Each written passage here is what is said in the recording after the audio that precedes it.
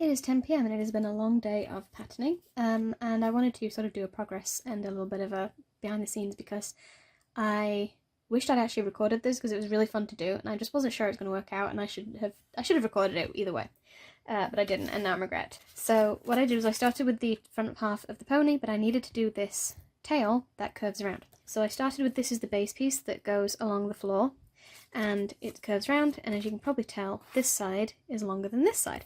And what I had to do for the side pieces of the tail was make sure that not only did each side fit the respective base sides, but the spine had to line up as well. I measured the longest side and I created a straight piece like this that would fit the longest side, and I cut this out twice. And this is the other one that I cut out. And what I did was I sliced, basically, I'll do it now here because I don't need this anymore. I measured it into some even segments and I cut straight up vertically like that so that I could create like a fake dart. There's like, take away some of the length while retaining it on the top side. As you can imagine, I went through, you can see where the tape is with these pieces, so I just kept curving it round.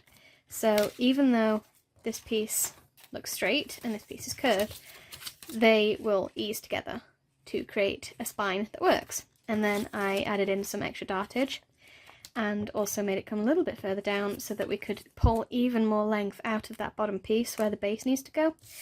It has created like an interesting incline on the base of the tail, which I actually quite like because it looks more natural as they sit there. And I'm going to recommend when you use the pattern that we pellets in the hooves, but I would recommend very light stuffing. I've left it quite empty here so it can kind of come up and sit more naturally. But yeah, this is, I want to bulk up the neck, but I can do that in my software by using math and measuring rather than making a whole new prototype. It's very minimal. But the actual tail came out rather well.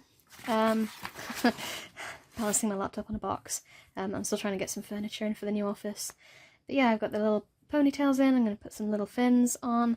But yeah, I really like the shape of this. And I originally thought that because I was making it in a smaller scale, I thought I would be making it and then enlarging it, but the pieces came out quite big, so I actually quite like the size of this. I might up the size a little bit when I come to scanning and digitizing everything.